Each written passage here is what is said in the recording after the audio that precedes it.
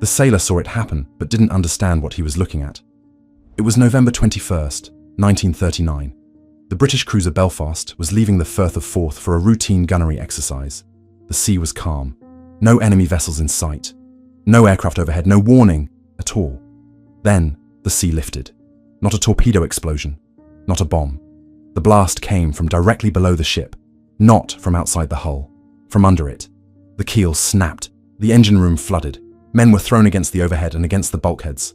The force of the explosion was so intense that hull plates were pushed inward over a length of 70 feet without leaving a visible hole. 20 officers and men went to hospital. One of them, painter, second class, Henry Stanton, never came home. The thing that nearly sank Belfast had been sitting on the bottom of the Firth of Forth for 17 days. Nobody knew it was there. Nobody could see it. Nobody could sweep it. It didn't float. It didn't respond to anything the Royal Navy knew how to look for. It was a magnetic mine.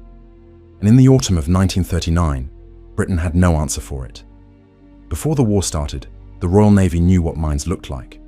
They were contact mines, spherical, buoyant, covered with horns, anchored to the seabed by a wire cable. A ship's hull would strike one of the horns, completing an electrical circuit, and the thing would explode. Simple, predictable, and most importantly, sweepable. Minesweepers had been clearing contact mines since the First World War. You dragged a wire between two ships below the surface. The wire cut the anchor cable. The mine floated up. Then you shot it. The Royal Navy had trained, rehearsed, and drilled this procedure for decades. They had the ships, they had the teams, they had the doctrine. Contact mines were a solved problem. What Germany had built in secret was something different. The TMB magnetic mine lay on the seabed. It didn't float. There were no anchor wires to cut. It had no horn to strike. A ship didn't need to make contact with it at all. Every steel-hulled ship passing through the Earth's magnetic field concentrates that field inside itself. The bow becomes slightly magnetized. As the ship's magnetic field passes over the mine sensor detects the disturbance. A firing mechanism activates. The mine explodes below the ship's keel, not against the hull. The pressure wave bends the ship. It breaks things that are far from the explosion. It kills without touching. You couldn't see it. You couldn't sweep it the old way. You couldn't even be certain your ship had triggered one until the world went sideways. Germany had been developing this weapon in secrecy since the 1930s. They had not mass-produced it before the war started, a decision that would later limit the campaign's scale. But in September 1939, they had enough. And they knew that Britain did not yet have a countermeasure. The campaign began almost immediately after war was declared. On September 10th, 1939, just 1 week into the war, German mines claimed their first victims. The merchant steamships Goodwood and Magdeburg both went down. Investigators noticed something strange about the damage reports from the ships that limped back to port. These weren't contact mine wounds. There were no tears in the outer hull. There were burst rivets, cracked steel plating, signs of an enormous pressure wave detonating at a distance. The Royal Navy's mine experts knew what that meant. They had been developing magnetic mines of their own for years. They recognized the signature. They just didn't have a sample to study. By October, the list of damaged and sunken ships was growing. 71 merchant vessels lost to mines in British waters in just the last 3 months of 1939. The Thames estuary was becoming nearly impassable. Ships entered it and never came out. Neutral ships from Norway, the Netherlands, Sweden, British freighters, coastal traders that had made the same run 100 times before, gone. The Royal Navy was running its old minesweepers through waters they had declared clear. The mines were still there. What made the magnetic mine campaign particularly effective in its early months was where the mines were coming from. Not just aircraft, not just surface mine layers, submarines, small ones mostly. The Type 2 boats were designed for short-range coastal operations. They were about 42 meters long, cramped even by U-boat standards, carrying a crew of around 23 men. They were not glamorous vessels. They didn't patrol the open Atlantic. They skulked in shallow water, close to the British coast. And they were perfect for this work. A submarine could approach a harbour entrance submerged. It could lay mines in a swept channel, in a known shipping lane, in the approaches to a naval base. Then it could leave. Nobody saw it. Nobody knew the mines were there. The ships entering and leaving those ports didn't know the bottom had changed since the last safe passage. In October 1939, 4 of these small boats went out to lay minefields. Each carried 9 TMB mines with delayed action fuses. The fuses were set intentionally. The mine would not arm immediately. The boat needed time to clear the area before ships started hitting the things. One of those boats was U-16, commanded by Horst Wellner. He laid his field off Dover. It sank one small tugboat. But then something happened that illustrated how dangerous this work was for the Germans too. On October 24th, U-16 was transiting the Dover Strait when British patrol vessels caught it and forced it onto the Goodwin Sands. Wellner and most of his crew died. U-16 sits on the Goodwin Sands to this day. The mine campaign was not without cost to the men carrying it out, but the other boats were having more success. Hans Meckel in U-19 laid his mines off Hartlepool and sank 3 freighters, over 12,000 tons. Fritz Frauenheim in U-21 did something bolder. He took his boat into the Firth of Forth and laid his mines off the British naval base there. Then he went home. 17 days later, those mines broke the keel of the Belfast. Fritz Frauenheim didn't know what his mines had done. Not yet. He had no way to know. A U-boat planted its field and left. The delayed fuses meant you'd be long gone before anything happened. Whether the mines sank a tugboat or a battleship, you might not find out for weeks. What Frauenheim had actually done was put the most powerful British cruiser in the North Sea out of action for nearly 3 years. Belfast was commissioned in August 1939, less than a month before the war started. She was brand new. She had a crew of over 700 men. She was equipped with modern fire control and radar. The Royal Navy had plans for her. On the morning of November 21st, 1939, she was heading out for a gunnery exercise. Routine. A good day for it. At 10:59 in the morning, the mine on the bottom of the Firth of Forth detected her passing above and activated. The explosion was under the forecastle. The ship shuddered. It whipped. That is the technical term for the violent flexing motion a ship undergoes when a mine detonates beneath it. The keel, the structural backbone of the vessel, broke. The engine room flooded. A 700-ton ship was suddenly crippled, barely able to make headway, being kept afloat by the surviving watertight compartments. Tugboats came out and towed her to Rosyth. Initial assessments were grim. Some officers thought she would have to be scrapped. The damage was that severe. She wasn't scrapped, but she went into dry dock and stayed there. The repairs took until November 1942, nearly 3 years from the day she hit that mine. Frauenheim went on to command U-101 and sank 12 more ships. He became a flotilla commander. He never knew, through the war, exactly what his 9 TMB mines in the Firth of Forth had actually accomplished. But the mine campaign wasn't finished with the home fleet.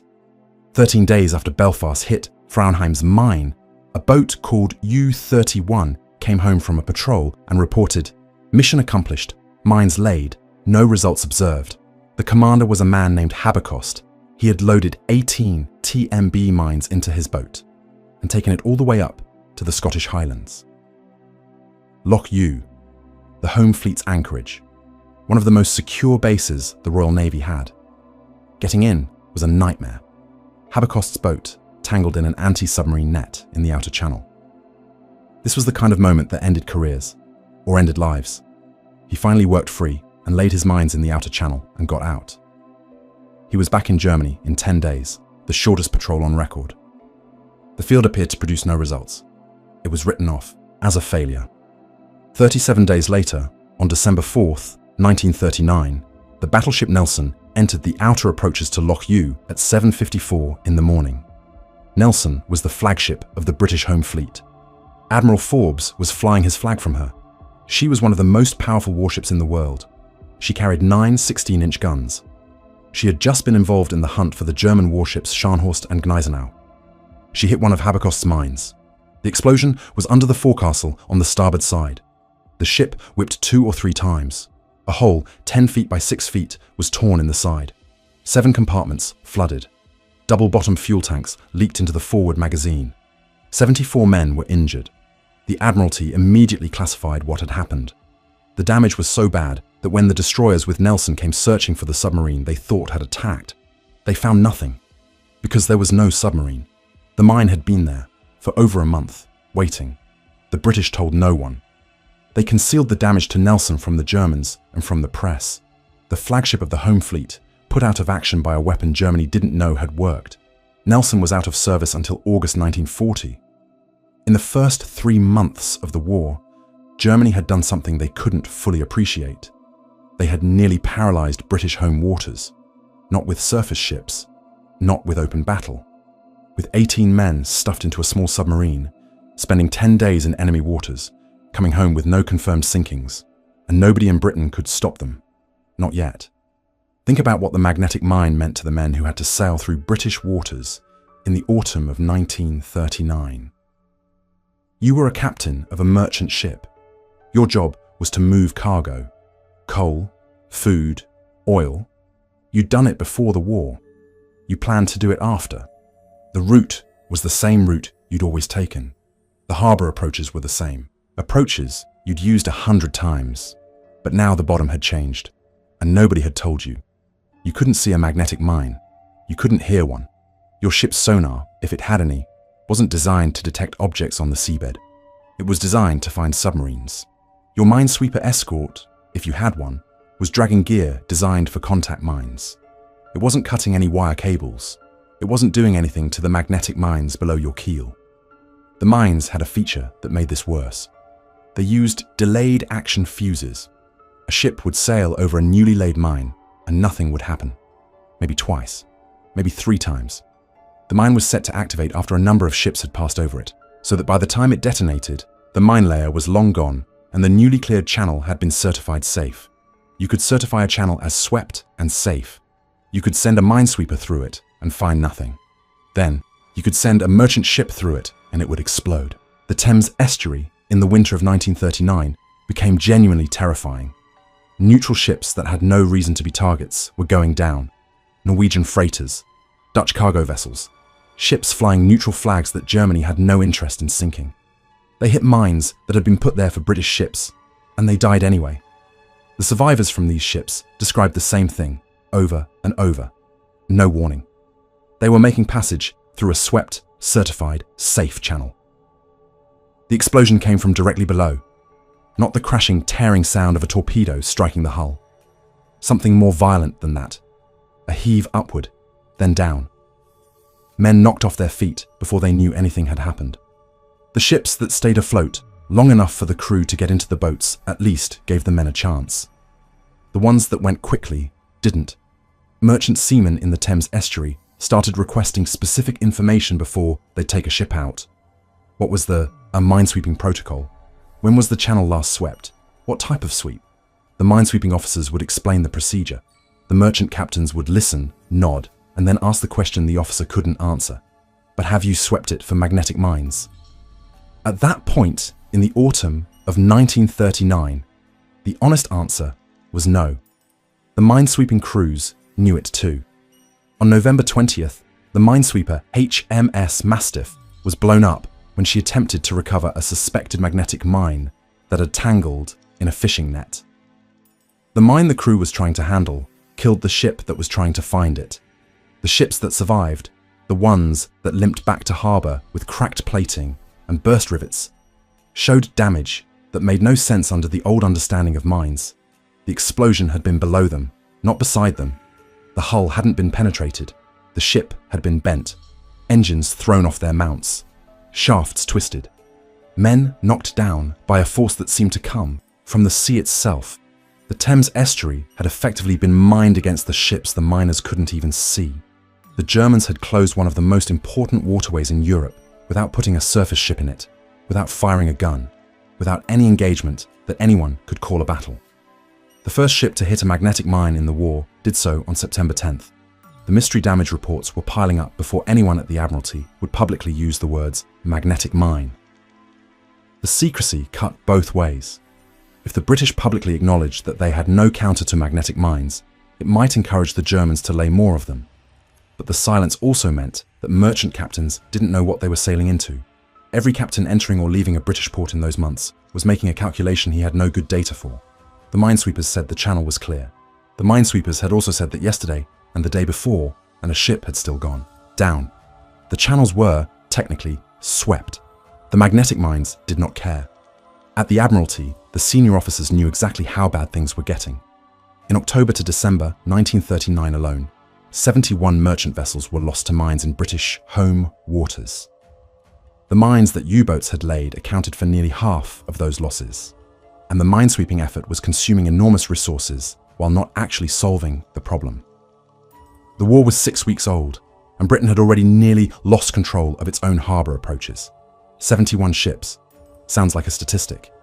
Think about it differently. A merchant ship in those years carried somewhere between 15 and 50 men. Merchant sailors. Most of them civilians who had signed on before the war and found themselves in the middle of one. Not navy, not trained for combat. Men who had been told the channel was swept, the route was clear, the harbour was safe. Nearly one ship every day for 70 days. Somewhere between 1,000 and 3,000 men killed or thrown into the North Sea in winter. The lucky ones were near the shore when it happened. The ones in the Thames estuary sometimes had their boats in the water before the ship went down. The ones in deeper water, further offshore, usually didn't. But it wasn't just the merchant sailors. It wasn't just the naval officers on Belfast and Nelson. The mine campaign reached further than that. Consider the families of the men who served in the minesweeping service.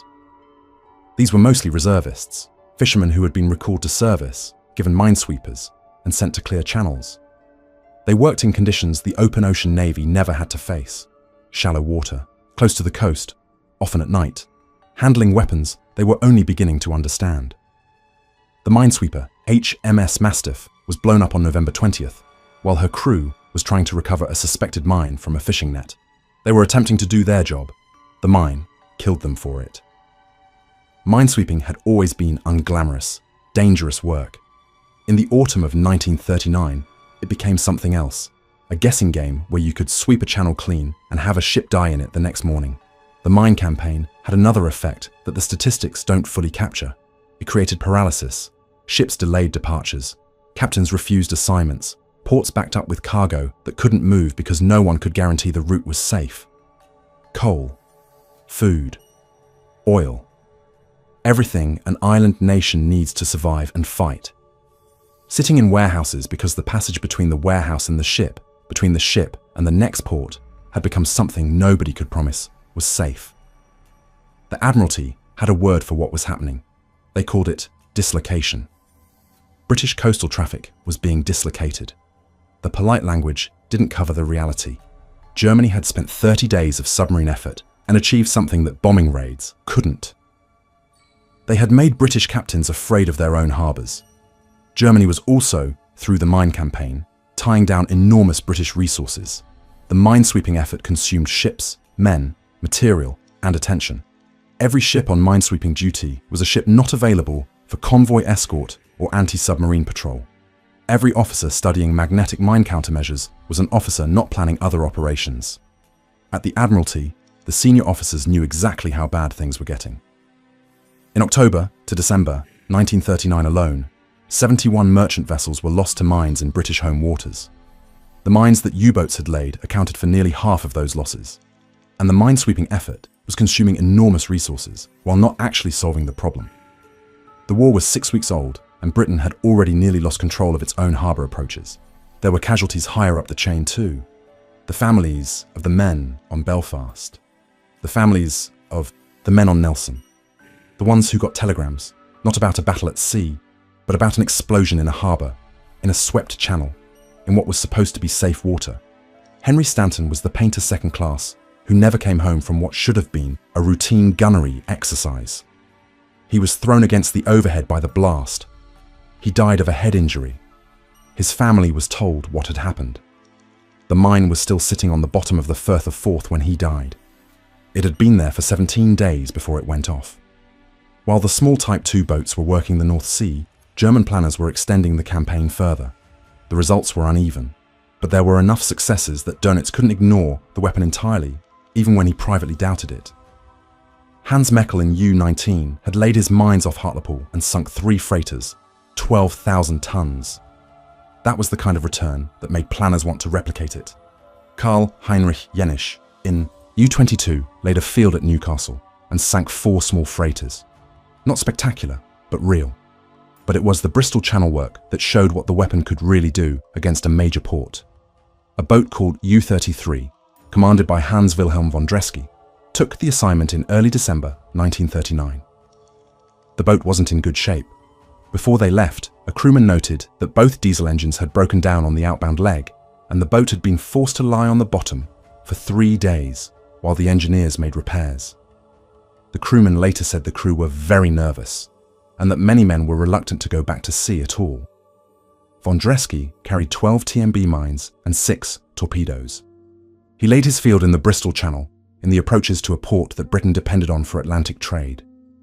The mines were not immediately productive, but then the British tanker Inverdagle hit the field. Then more ships. The British were forced to close Bristol for a period, one of Britain's key Atlantic trade gateways, shut by 12 mines that had been carried in a single boat. Von Dreske was sunk in February 1940 by the minesweeper HMS Gleaner while attempting to lay another field in the Firth of Clyde. His entire crew was lost. The U-33 is still on the bottom of the Firth of Clyde. In November 1939, 2 Type 7 submarines were given Atlantic mine-laying assignments. Gwenther Kuhnke in U-28 and Otto Schuhart in U-29. Both loaded 12 TMB mines and 6 torpedoes and headed for the Bristol Channel. Kuhnke, en route, sank 2 ships with torpedoes. The first was a Dutch tanker. He fired 1 torpedo, and the explosion sent a fireball into the sky. He left the survivors to fend for themselves in the water. The second was a British freighter in the western approaches. Then he laid his mines at Swansea and returned to Germany.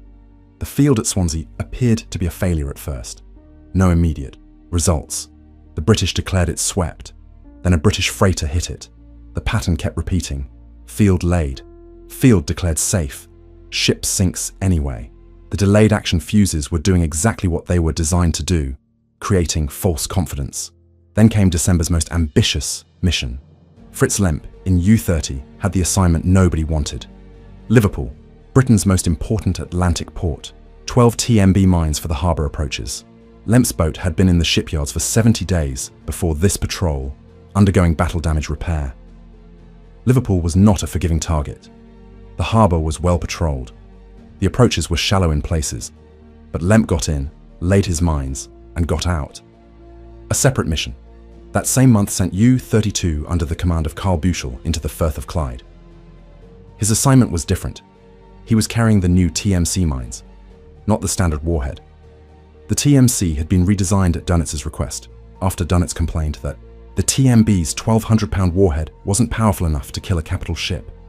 The mine technicians had responded by producing something with a 2,200-pound warhead, believed to be lethal at depths up to 36 meters. The TMC had been specifically designed to sink battleships. Buechel laid his field in the Firth of Clyde and left. No immediate results. The field was believed to have been mislaid. Like so many of these operations, it appeared to be a failure. In those early months, that was the hardest part of the mine-laying campaign to manage psychologically. You never knew what your field had done. You came home and reported a successful lay. You waited for intelligence. Sometimes you found out weeks later that a destroyer had hit it. Sometimes you never found out at all. The waters were full of mines that no one had confirmed as active, and ships were disappearing into them without always being traced back to a specific field. But the campaign was expanding beyond what the submarines alone could do. Aircraft had been dropping magnetic mines from low altitude since November 18, 1939. A Heinkel seaplane, flying in low over the Thames estuary at night, would drop its parachute mine and be gone before anyone could respond. The mine would drift down through the water on its parachute, settle on the mud, and wait. That is what happened on the evening of November 23rd. A German aircraft came in low over Shoeburyness, near the mouth of the Thames.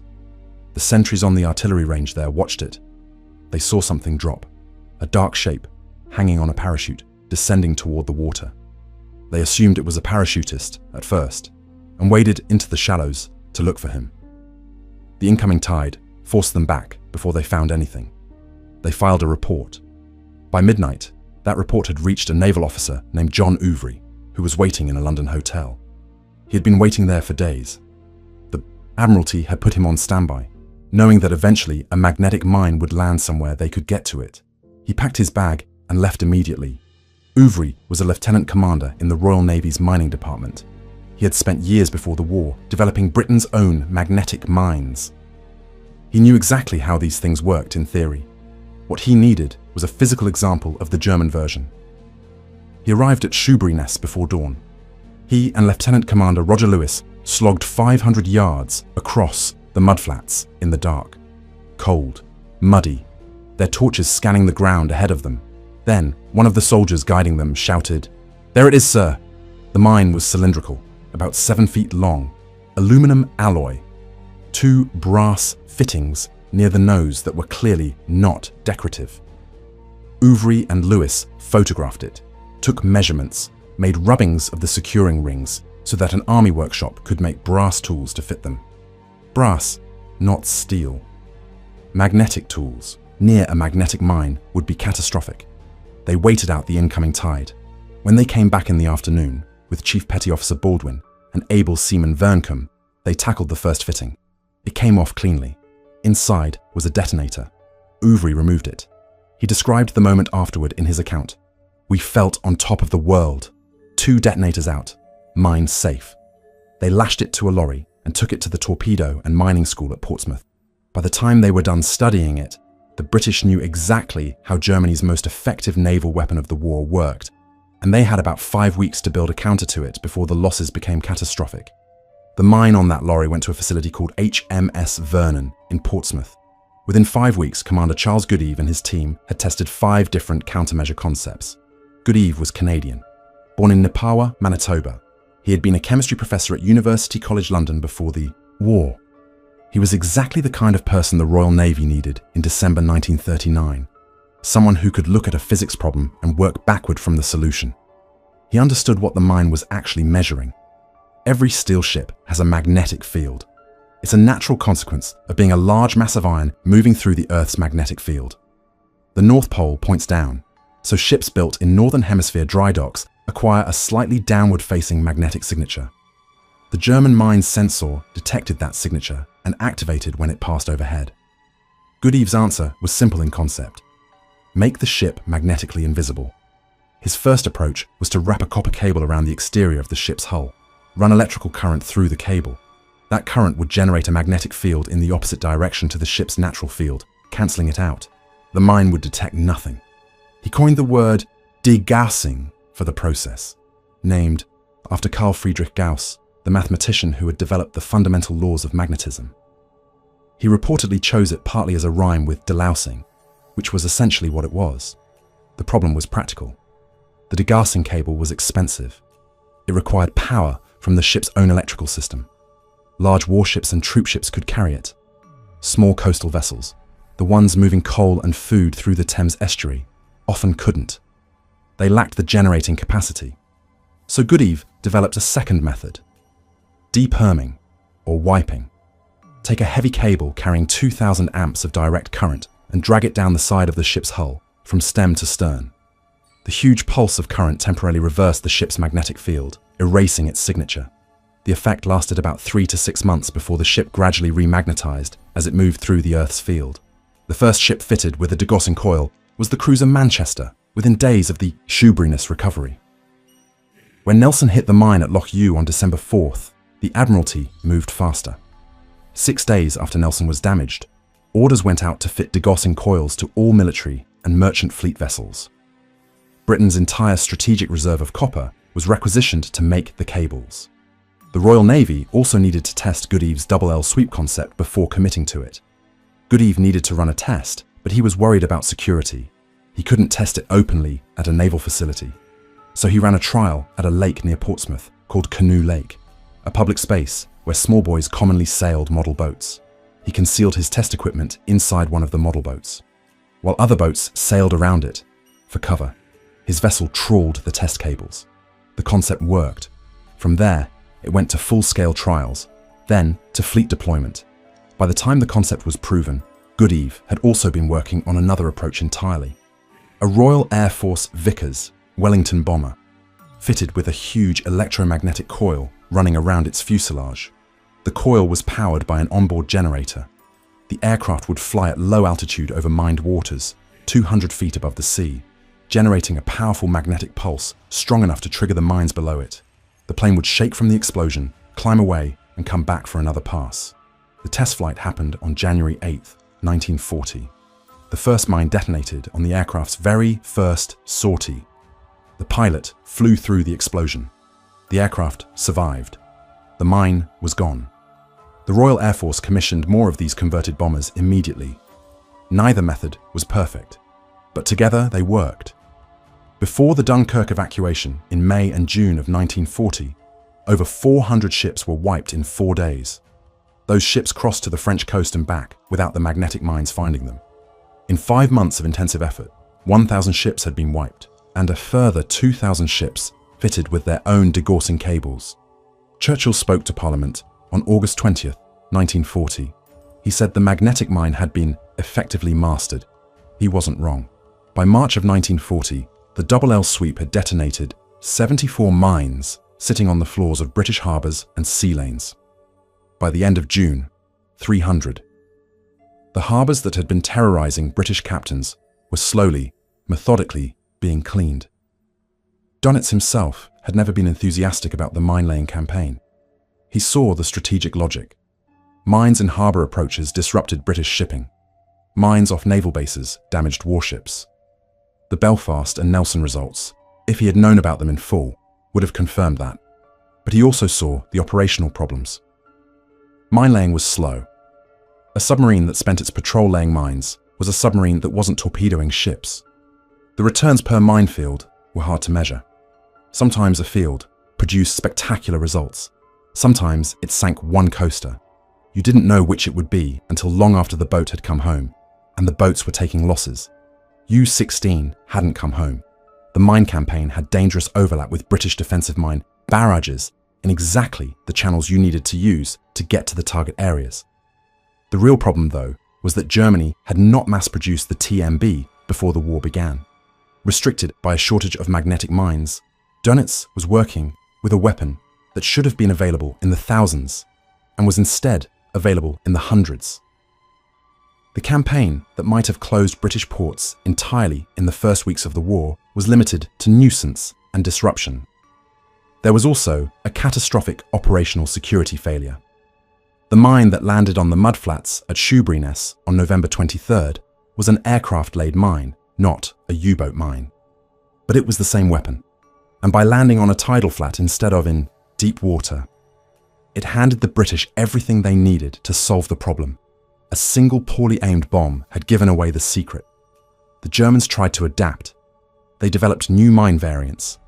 Acoustic mines that triggered on the sound of a ship's propellers. Pressure mines that activated when a ship's passage changed the water pressure above them. Combined influence mines that required both a magnetic and acoustic trigger.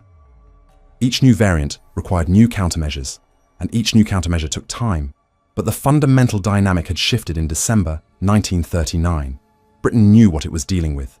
Germany had lost the element of surprise, the weapon that might have closed the Thames estuary for months, if used in the first week of the war. Before Britain had any sample to study, had instead given the British a solved problem and a word nobody had ever needed before. Degaussing. On January 20th, 1940, Winston Churchill gave a radio broadcast from London. He said, "The magnetic mine and all the other mines with which the narrow waters, the approaches to this island are strewn, do not present us with any problem which we deem insoluble." It was the right tone, calm, confident, deliberately public. The British government wanted German naval intelligence to hear it. They wanted the mine campaign to feel already countered, and in large measure it was. Not completely, not immediately. Ships were still hitting mines in British waters through 1940 and beyond. The Germans kept developing new variants. The minesweeping effort never stopped. But the panic of the first autumn, the genuinely terrifying months when British captains didn't know if their harbour approaches had changed overnight, was passing. The U-boat mine-laying campaign continued throughout the war. Over 100 separate minefields were laid by German submarines in British waters over 6 years of conflict. 96 ships were ultimately sunk or damaged by U-boat-laid mines, representing over 400,000 gross registered tons. The campaign was never negligible, but it was also never again what it had been in the autumn of 1939, when 3 submarines had put the fleet flagship and one of the Navy's most powerful cruisers out of action within 13 days of each other, and nobody in Britain knew how to stop it. The Germans had held the solution in their hands in the weeks before the war. They had not mass-produced the mines. They had not waited to deploy them until they had a stockpile large enough to overwhelm British minesweeping capacity. They had started the campaign in dribs and drabs, and in doing so, they had given Britain time to figure it out. A single mine on a mudflat in Essex, dropped in the wrong place by a German aircraft on a November night, had been the pivot point. Not a battle. Not a strategic decision. A navigation error by a pilot nobody can now name.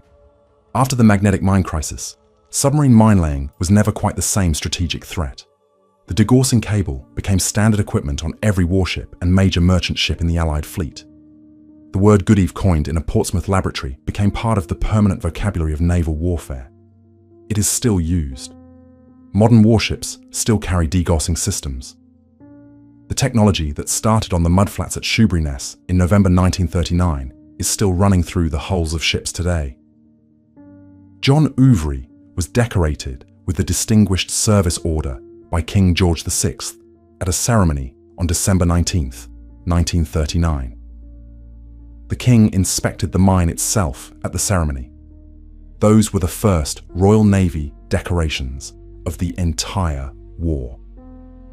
Ouvry had earned them before Christmas. Charles Goodeve received a financial award of £7,500 after the war for his invention, the largest individual award made for a device designed to combat magnetic mines. He shared it with the team that had helped him. The magnetic mine had come within a very small distance of working. Britain escaped partly through the ingenuity of the men who solved it, and partly through German overconfidence and underprepared stockpiles, and partly through one German pilot who dropped his mine in the wrong place on a November night. Belfast came back to the fleet in November 1942. She went on to help sink the Scharnhorst. She provided fire support for the D-Day landings. She is now a museum ship on the Thames in London. The recovered mine from Shoeburyness is aboard her, the weapon that broke her keel, sitting inside her hull, 60 meters from the river that it was designed to mine. Nelson came back in August 1940 and rejoined the home fleet. She fought through the rest of the war. Frauenheim, the man whose mines in the Firth of Forth had done more damage than almost any torpedo attack of the early war, lived. He became a flotilla commander and survived. The harbour entrances that had seemed to swallow ships at random in the winter of 1939 slowly returned to something resembling normal. The minesweepers cleared them. The degaussed ships passed over what remained without triggering a detonation. Britain's coastal traffic, which had been grinding toward paralysis, started moving again. That is the thing about an invisible weapon. It only stays invisible until someone figures out what to look for. And once the secret is out, the weapon that was once a trump card becomes just another problem to be solved. Germany had 4 weeks of genuine advantage in the autumn of 1939. They used it well enough to damage 2 capital ships and send 71 merchant vessels to the bottom of British coastal waters. But they needed months, not weeks, and they never got them.